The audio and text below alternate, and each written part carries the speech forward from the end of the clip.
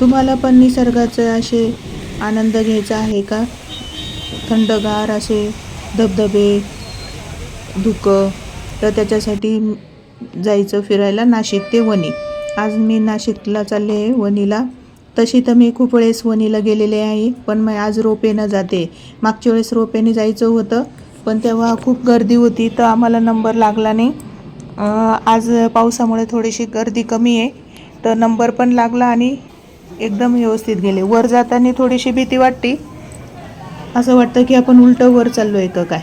आज माझा पहिलाच दिवस आहे रोपेमध्ये बसण्याचा आनंद. छान 5च मिनटात आम्ही वरती पण पोहोचलो आणि देवीचं दर्शन पण झालं.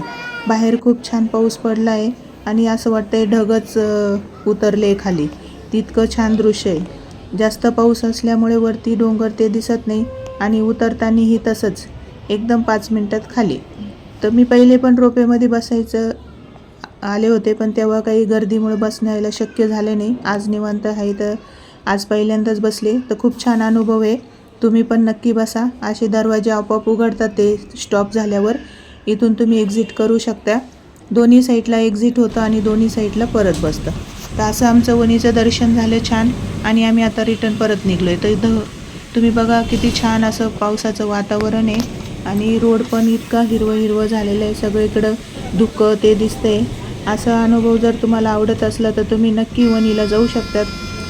CBS बस स्टँडहून सकाळी 10:30 वाजता आम्हाला डायरेक्ट वणीगड बस भेटली आणि येताना 2:30 वाजता परत रिटर्न नाशिकला बस भेटली.